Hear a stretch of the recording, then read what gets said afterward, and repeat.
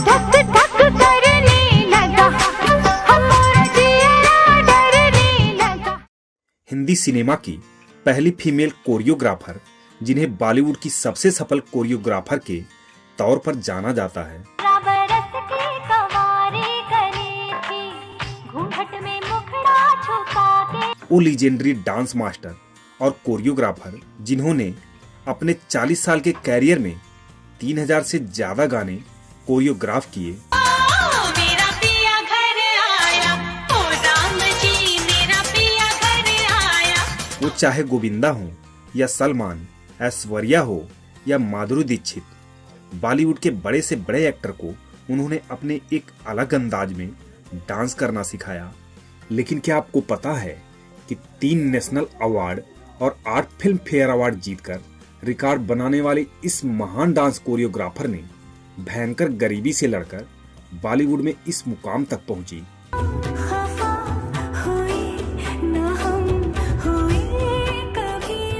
संघर्ष की आग में तपकर खुद को निखारने वाली इस डांस मास्टर ने अपने परिवार का पेट पालने के लिए 3 साल की उम्र से ही फिल्मों में काम करना शुरू कर दिया था।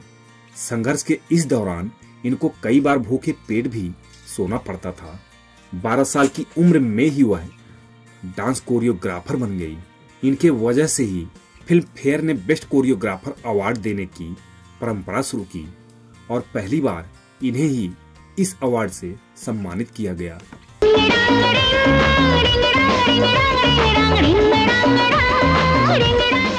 ये कहानी है एक ऐसी लड़की की जिसने नंगे पांव सपनों का पीछा किया, जिसने पर्दे पर सितारों को नचाया।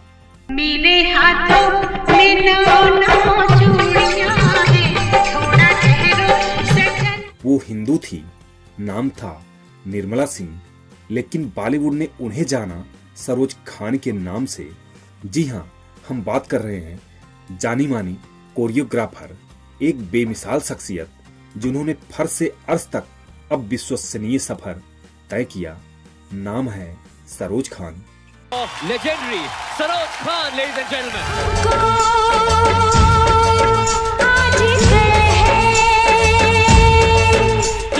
सरोज खान का जन्म 22 नवंबर 1948 को मुंबई में एक हिंदू परिवार में हुआ था। उनकी शुरुआती पढ़ाई भी मुंबई में ही हुई। इनके माता पिता ने इनका नाम निर्मला रखा। निर्मला अपने 4 बहनों और एक भाई में सबसे बड़ी थीं। देश के विभाजन के समय इनके माँ बाप पाकिस्तान को छोड़कर भारत के मुंबई में एक कमरे के मकान में आकर किराए पर रहने लगे। निर्मला जब मात्र 3 साल की ही थीं, वह एक दिन परछाई को देखकर अपना हाथ पैर हिला रही थीं। उनकी माँ यह सब देखकर घबरा गई और निर्मला को लेकर डॉक्टर के पास गई।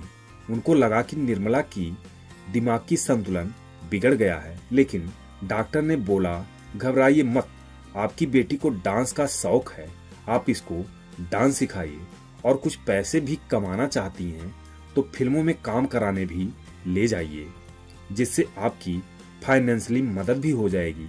उस डॉक्टर ने ही उस समय निर्मला को बतौर चाइल्ड आर्टिस्ट कुछ फिल्मों में काम दिलवा दिया। पहली बार निर्मला को बतौर चाइल्ड आर्टिस्ट फिल्म नजराना में काम करने का मौका मिला। I became a child star.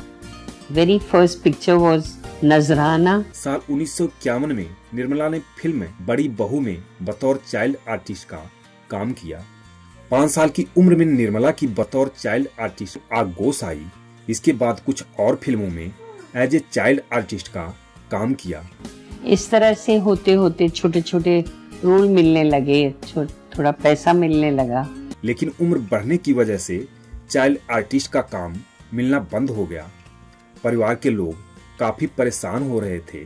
Half is such a age that you're not required in elders, neither in young age. क्योंकि इनके पैसों से ही इनके परिवार का खर्च चल रहा था। ऐसे में परेशान होकर निर्मला घर की जिम्मेदारी संभालने के लिए नर्स की ट्रेनिंग लेने लगी और फिर अस्पताल में एज ए नर्स की नौकरी भी ज्वाइन कर ली। और इसके साथ ही निर्मला ने कुछ टाइम तक मेकअप आर्टिस्ट का काम भी किया। निर्मला डांस बहुत बढ़िया करती थी, तो लोगों ने इन्हें सलाह दी कि क्यों ना तुम ग्रुप डांसर बन जाओ। निर्मला गरीबी से परेशान ही थी, इसलिए उन्होंने यह सलाह मान लिया। तो मैंने ग्रुप डांसिंग बांध ली। साल 1958 में आई फिल्म हावड़ा ब्रिज में इन्होंने पहली बार बतौर ग्रुप डांसर का काम किया। 1963 में आई फिल्म ताजमहल में मशहूर कव्वाली चांद का बदन में ये मीनू मुमताज के बराबर एक्टिंग करती नजर आई। अपने करियर में निर्मला अभी सफल ही नहीं हुई थी कि अचानक इनके पिता का देहांत हो गया। परिवार पर मुसीबतों का पहाड़ टूट पड़ा। हालात यहाँ तक आ गया था कि एक वक्त का खाना भी जुटाना भारी पड़ने लगा। कई कई रातें इन सबको भूखे पेट सोना पड़ता था। इनकी माँ इन्हें और इनके भाई बहनों को यह कहकर बहका दिया करती थी कि स्टोव पर बर्तन चढ़ा दिया है, तुम लोग सो जाओ, जैसे ही खाना बन जाएगा तुम लोगों को बुला लूंगी। इनके घर के पास ही एक मलयाली भजिया वाला अपनी दुकान लगाता था। वह इनके परिवार की माली हालत से वाकिफ था। शाम को वह अपनी बची हुई भजियां निर्मला की माँ को देकर चला जाता था। उधर निर्मला लोगों से उधार मांगकर माँ की मदद के लिए पैसे लाया करती थी। एक दफा तो निर्मला ने शशि कपूर से भी 200 रुपए उधार ले लिए थे। इत्तेफाक से उसी दौरान साउथ के मशहूर डांस गुरु सोहन लाल और हीरा लाल बॉम्बे फिल्म इंडस्ट्री में काम करने आ गए। भाइयों की ये जोड़ी फ्लैट नंबर 9 नाम की एक फिल्म में डांस मास्टर का काम कर रहे थे। फिल्म के एक गाने में निर्मला भी हेलन के साथ डांस परफॉर्म कर रही थी। मास्टर सोहन लाल हेलन के साथ निर्मला को भी डांस स्टेप सिखा रहे थे। निर्मला की लर्निंग कैपेसिटी देखकर मास्टर सोहन लाल उनसे बहुत इंप्रेस हुए। उन्होंने निर्मला को अपना असिस्टेंट बना लिया। सोहन लाल के असिस्टेंट के तौर पर सबसे पहले निर्मला को बॉलीवुड अभिनेत्री बैजंती माला को डांस सिखाने का काम मिला। 12 साल की निर्मला से डांस सीखना बैजंती माला को अच्छा नहीं लगा तो वो नाराज भी हो गई, लेकिन फिर इनके टैलेंट को देखकर राजी हो गई और यहीं से निर्मला फिल्म इंडस्ट्री में चर्चित होने लगी। मास्टर सोहन लाल के साथ इन्होंने कई बड़ी फिल्मों में असिस्टेंट डांस मास्टर का काम किया। एक बार मास्टर सोहन लाल को फिल्म संगम की एक गीत की कोरियोग्राफी करने के लिए यूरोप जाना पड़ा और इसी दौरान इनकी दूसरी फिल्म दिल ही तो है जिसकी कोरियोग्राफी का भी काम चल रहा था। मास्टर सोहन लाल के जाने के बाद प्रोड्यूसर ने निर्मला से कहा कि उन्हें अर्जेंटली अपनी फिल्म के लिए एक गाने को तैयार करना है, इसलिए तुम इसकी कोरियोग्राफी करो। शुरू में तो निर्मला काफी घबराई, मगर जब इनसे कहा गया कि घबराओ मत, तुम्हारी मदद के लिए डायरेक्टर पीएल संतोषी वहां मौजूद रहेंगे, और बाद में निर्मला ने बड़ी ही कुशलता से वो गाना कोरियोग्राफ कर दिया और वह गीत सुपरहिट हो गई। मास्टर सोहन लाल के संपर्क में आने पर निर्मला ने अपना नाम सरोज रख लिया। सरोज खान वह बाद में बनी, इसके बारे में हम आगे बात करेंगे। मास्टर सोहन लाल के साथ काम करते करते निर्मला यानी कि सरोज उनसे काफी प्रभावित हो चुकी थी। यह जानते हुए भी कि मास्टर सोहन लाल पहले से ही शादीशुदा हैं, सरोज उन्हें अपना दिल दे बैठी और एक दिन सरोज और सोहन लाल ने शादी कर ली। उस समय सरोज की उम्र मात्र 13 साल की ही थी। शादी के बाद सरोज 3 बच्चों की मां बन गई, मगर सोहनलाल और सरोज का रिश्ता उस वक्त टूट गया जब उन्होंने सरोज के बच्चों को पिता का नाम देने से इनकार कर दिया। सोहनलाल पहले से ही 4 बच्चों के पिता थे, ऐसे में उन्हें सरोज के बच्चों को अपना नाम देना मुसीबत मोल लेने जैसा लगा। एक दिन आपसी सहमत से सरोज और सोहनलाल ने अपनी राहें जुदा कर ली, लेकिन ना चाहते हुए भी वो एक दूसरे के साथ काम करते रहे। लेकिन फिर बतौर इंडिपेंडेंट कोरियोग्राफर सरोज खान को एक फिल्म मिली जिसका नाम था गीता मेरा नाम।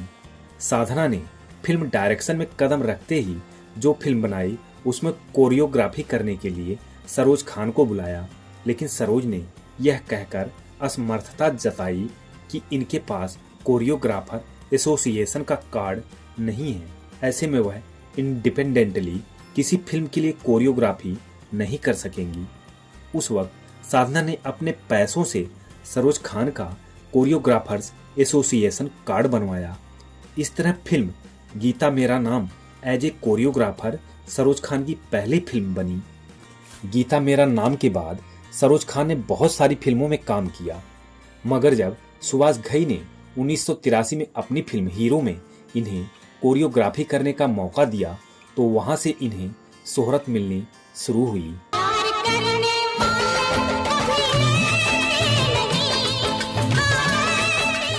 इस फिल्म के बाद सरोज खान ने कभी पीछे मुड़कर नहीं देखा, लेकिन फिल्म इंडस्ट्री में सरोज खान के नाम का डंका उस वक्त बजा जब इन्होंने तेजाब फिल्म का फेमस सॉन्ग 1 2 3 माधुरी दीक्षित पर कोरियोग्राफ किया।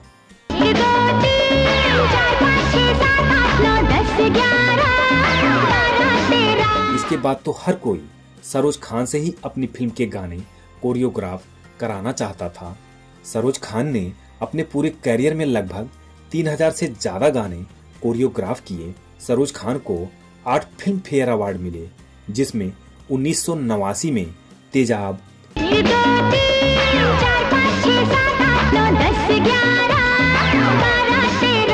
1990 में चालबाज के गाने,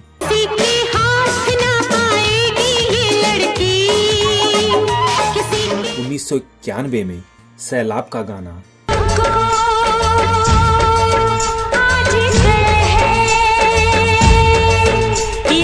1993 में बेटा का गाना,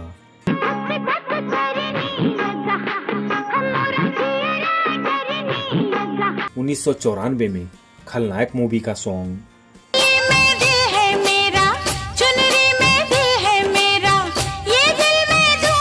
2000 में हम दिल दे चुके सनम के सॉन्ग,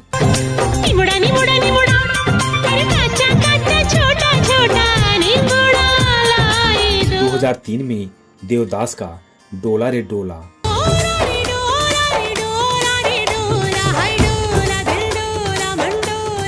2008 में फिल्म गुरु का गाना। गीतों के लिए सरोज खान को best choreographer film fair award दिया गया।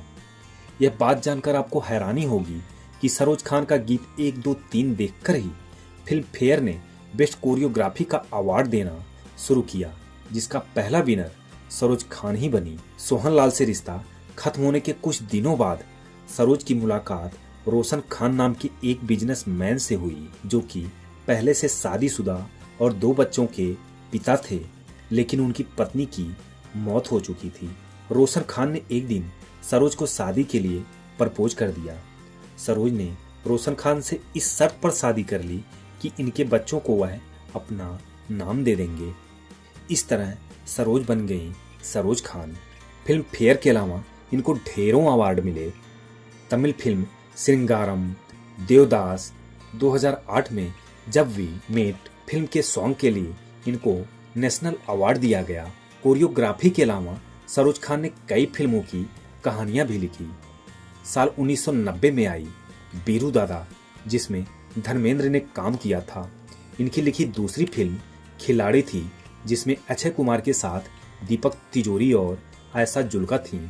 इसके अलावा हम हैं बेमिसाल, नजर के सामने, छोटे सरकार, दिल तेरा दीवाना, दावा, जज मुजरिम, भाई भाई और होते होते प्यार हो गया नाम की फिल्में भी लिखी। सरोज खान ने टीवी पर डांस शोज भी होस्ट किए। इनके देश और विदेश में कई डांस स्कूल चलते हैं।